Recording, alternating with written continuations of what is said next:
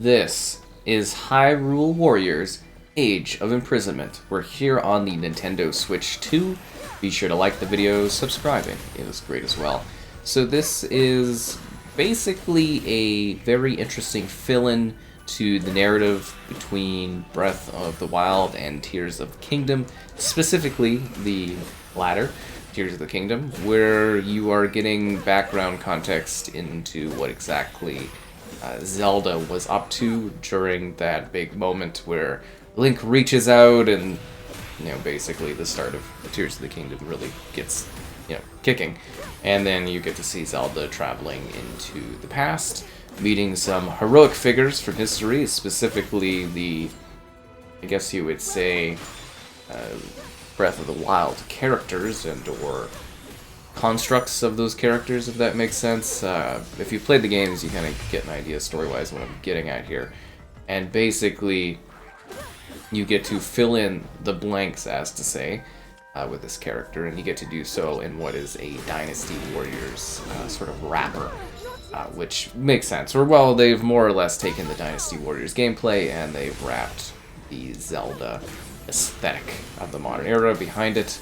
And the results here are quite wonderful. This game is really awesome. It's a blast. I had a lovely time playing it, and genuinely just thoroughly enjoyed what it has to offer as you battle with Zelda and a cast of supporting characters, including this totally Link not Link character, Korok Seed, and some other legendary warriors of the kidney beans. It's quite a wonderful time. We're basically doing what is the equivalent of like a side mission, I guess you would say, a side objective. There's numerous main missions you can do and then side story stuff to level up your characters and be able to take on the challenges and threats that await here in the lands of Hyrule. And you really do get to go around the entire world, like all the different regions. You get to visit like the Gerudo lands, there's all like sandy stuff, and then there's the rocky Death Mountain, and then there's the shrine things above, and the dark depths below, and the... Yeah, I would say the only thing that really isn't really explored is the watery kind of fish area stuff, which I don't remember their specific culture names and stuff. Sorry, there's so much strangely lore and stuff to this series, which is, well, I mean, not surprising, but like just this particular franchise aspect of Zelda, because obviously the Legend of Zelda has numerous, components and areas and things going on within it, right? Like there's so much depth to the Legend of Zelda, just the different heroes of time, as one would say. And yeah, it's just kind of neat to be basically playing this and seeing it kind of fill out the story of Tears of the Kingdom in a very satisfying way, where it's sort of like, I don't feel like I was missing anything in Tears of the Kingdom by not having played this, but yet I feel so much more rewarded having played this and being able to, I guess you would say, experience something that like adds to the narrative in such a satisfying way was quite a pleasure. And I really like this game. Like it took me about, I think, 11, just maybe under 12 hours to sort of whip through. And it was quite a lot of fun, and there's all this like side content, and some people will take longer, and I think playing on normal was like pretty well balanced, where there's a bit of a challenge, but also it wasn't too hardcore. And if you spend extra time doing like side stuff, you'll get even more out of it and stuff. And the combat's flashy and it looks spectacular, and it's really, really cool because it basically takes the aesthetic from Tears of the Kingdom and applies it here into this type of game. Now, with that, and I do think the game does look quite lovely. I think visually it's really nice. It is something where you can still notice that sort of lower resolution aesthetic. This art direction would look so... Well, I guess we have seen that when we did the upgraded Switch 2 version of Tears of the Kingdom. And I'm wondering if it's maybe like a technical thing on here, because this does look more like it did on the Switch 1, if that makes, like Tears of the Kingdom did on the Switch 1, where it's like a dynamic 900p, and it's could use some aliasing going on, or anti-aliasing going on, and it is a little jaggedy around edges and stuff like that in the environment, but it's very flashy, it's colorful, it's 60 FPS, which is quite nice. Now, if you do get into the handheld situation, you are going to be facing something that is like quite a bit sub 720p, and it's sort of like I'm a little perplexed as to why we didn't see some sort of better upscaling solution applied in this one. It feels very bizarre considering we have the technology on Switch 2, and it's just like, why isn't it using it to give us a clearer image? This is one of those games where I do think, you know, like, it runs fine, it looks good. Like, for the most part, I didn't really notice any performance drops. There might have been, like, a moment here or two where there's, like, a little slight drop, but you're really not going to notice it. And there's, like, co-op play, too, and I think co-op play is a little bit more demanding. But I played through this one single player and stuff, but, yeah, I think this is one of those ones where... And I really don't like that, because I think the Switch 2 could do more for this, as far as, like, visual fidelity, but, like, I think a Nintendo Switch 3 would be... And because it's so early on, we probably won't get that, but it would be really cool to revisit this and see it running at, like, a really, really crisp, higher resolution, because I think this game would look... Like, it looks really good, and there's so much stuff going on the screen, and so, you know, vibrant and visual and beautiful, and it captures that aesthetic, like, magically. I just think it could look way cleaner at a higher resolution and like way sharper, and then it would really, really, really visually shine through. But I mean, if you've been playing on Switch consoles, it's like, it's really not that bad looking of a game, and I think you'll be pretty happy with it visually, and, you know, performance-wise, I think you'll be pretty happy with it. And yeah, it's just kind of it's a pleasant game to play. It really is. These are like minier objective modes again, and my characters are quite over-leveled for the particular situation.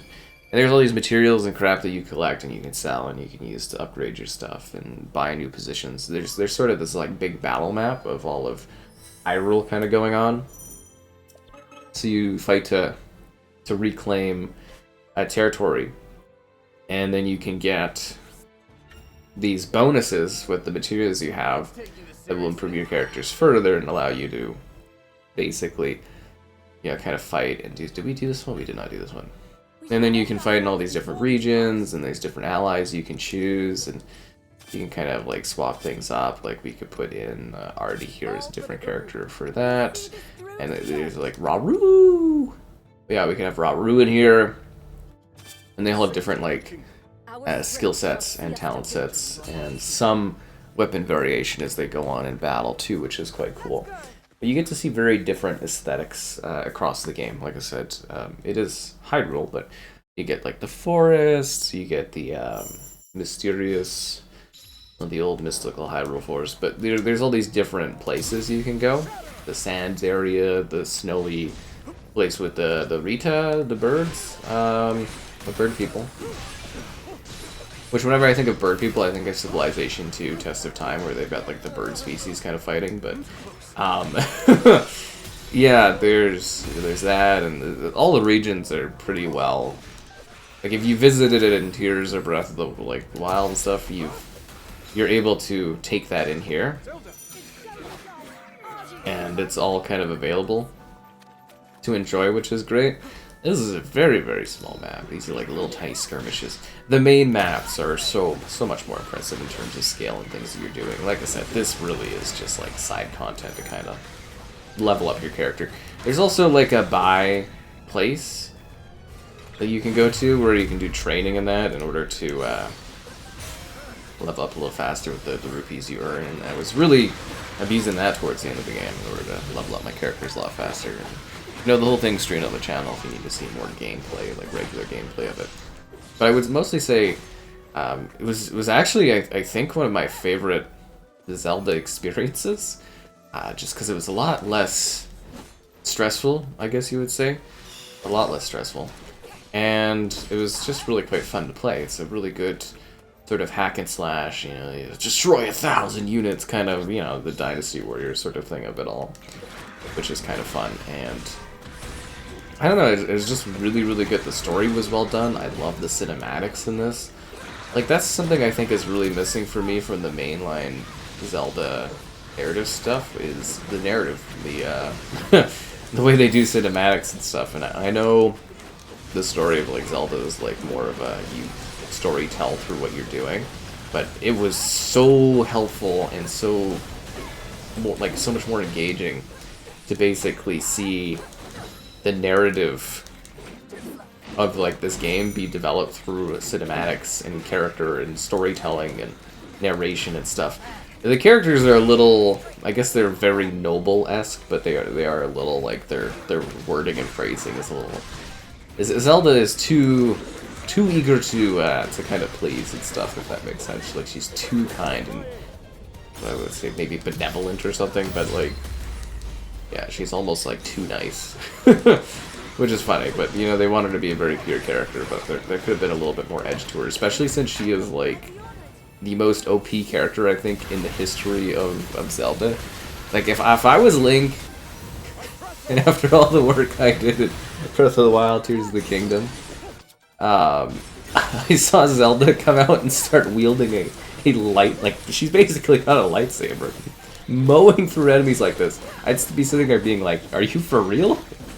You know the stuff I went through to save this kingdom? Like, I like to think that Zelda basically is just allowing Link to have all this stuff to do to make him feel important because she's just so powerful. It really is ridiculous, like, the power scaling she has. And I know it's a Dynasty Warriors-esque thing. But yeah, it's genuinely quite funny. Just how, like, strong as a character she is, and like from power leveling she's just ridiculous, just mauling through like hordes of enemies. But in the main game she's like, oh, you gotta do this, Link, and stuff, and Link's just like, what is this? I also hope at some point Nintendo they play up the relationship of these characters a little bit more. That one looks a lot harder, defending the Westland Wetlands level 67. That's a bit of a scale. Protect that forest. Inserts of power. See, there's so many so many quests. That's the thing that's quite interesting. It's just like there's so many like things you can do. Rauru. I'll do all that I can. Your conviction kindles a flame within me. Yeah, and you're like kind of liberating the territories, and you go and you do these little battles and stuff. But I really wish they would play up the romance and stuff a bit more. At least pretend like obviously Link and Zelda are like, you know, like a bit of an item. But come on, it's just they always like they play so coy on it. It's like you don't have to anymore. It's okay. Your audience knows. It's all right. I don't know. It's just kind of funny. They're such close friends. Anyways, yeah, no, this game really is a lot of fun, though. Like, it's a great amount of gameplay, you get a lot of value out of it. I think it's a great time. I absolutely was floored playing through this. I think a smile on the face almost the whole time, except for some of those moments where it was a little harrowing, where I was kind of like, oh, I don't know if I'm going to pull this off. It was really close, some of those battles, but it's just... yeah, no, it was really, really fun. And you get all these cool tools that allow you to be creative and stuff. They use the gyro, which I don't love for aiming, but, you know, that's kind of an option there. But yeah, I think they kind of nailed it. I wasn't really too familiar with this type of take on Zelda, if that makes sense, because I know there's a few of these. I haven't played the prior two. And I know they're Dynasty Warriors, and I've played many Dynasty Warrior games throughout the years. They come in all sorts of shapes and forms and stuff. But it's really quite neat because like it very clearly is like Dynasty Warriors, but yet it's so clearly and beautifully Zelda, like the art direction, the cinematics. Like they must have reused the assets or imported them into their engine or something like that. I'm actually kind of curious about maybe the behind the scenes development on this one because it is so utterly fascinating to literally see the aesthetic of, you know, Tears of the Kingdom in a Dynasty Warrior setup, and it makes me really wonder if companies did more like tie-in things like this, like what kind of stuff you would get, if that makes sense, because it really just works. Like the more and more you play it, the more you're like less thinking about it as being Dynasty Warriors and more thinking of it as being, you know, The Legend of Zelda. Unless you've never played Dynasty Warriors, then obviously you have no frame of reference at all, but You know, that's their thing, is you go and you shred through these massive selections of enemies and stuff, and move through these tight environments. And it is interesting, though, that this one doesn't seem to really inherit the back and forth. But I usually find the back and forth kind of annoying, so I'm not terribly bothered by the fact that this one doesn't do that, if that makes sense. And I guess you might not know about that, but so like they kind of talk a little bit about it in the game, but it doesn't really seem to actually impact things. But like when you're playing a Dynasty Warriors game, there's sort of, you're taking positions, but then you're also sort of losing them too on the map. Like enemies will like fight back and take over spots, which can get really annoying. But yeah, this one doesn't really seem to lean into that too much.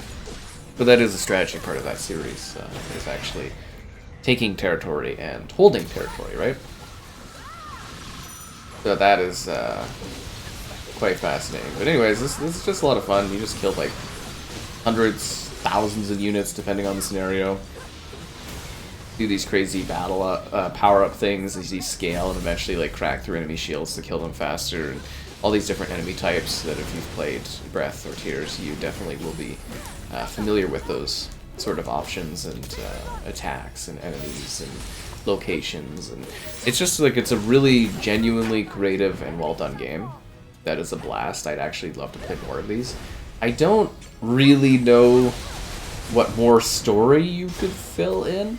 Like, I guess there's technically a little bit more of a gap where they could, like, sneak in a little bit more of a game or something, I guess, but this really did nicely expand upon the gameplay concept and mechanics of Tears of the Kingdom in such a satisfying way. Like, if you loved Tears of the Kingdom or you were into the story or anything like that, I would almost say that this is a bit of a must-play, must-view, must-experience from that perspective, just because it really does round out the story in such a beautifully creative way, because it is a prequel while still taking place during, like, events-wise, it's during Tears, right? Because it's the opening prologue, and then, you know, whatever guy kind of pops up, and then it's like, oh no, and then, you know, Zelda gets kind of cast off, and you know, this sort of events is taking place, but it also takes place in the past, right? Because obviously this is like way beforehand, so it's a prequel and stuff.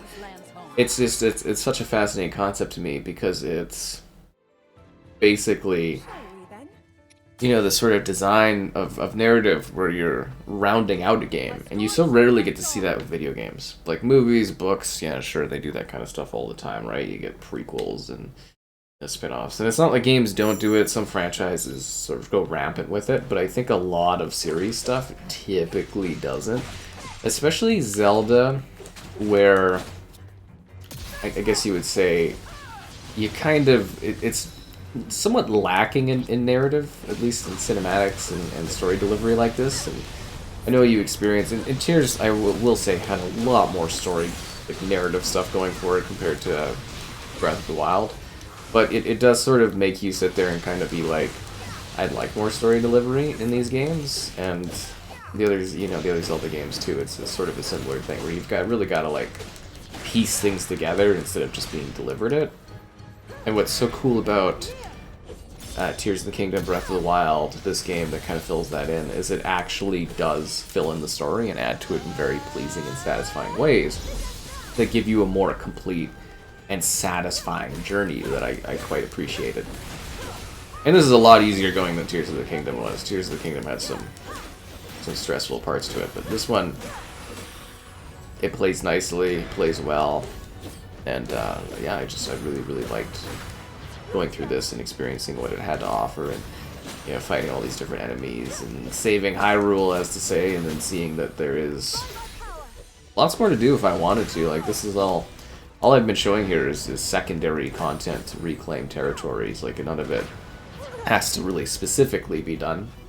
But I'm doing it for fun, and also because I need something to talk about while we're doing the video thing. But yeah, lots of enemies, lots of situations, lots of epic battles, very, very satisfying visual experience and aesthetic. And I think you will be left pretty satisfied and happy with the experience here if you play it. Even if you play it by itself, it does tell a standalone story, but just the richness of scope that you get out of it, having played Tears and then this one, will be like, wow, this is pretty awesome. And a great Zelda-led experience.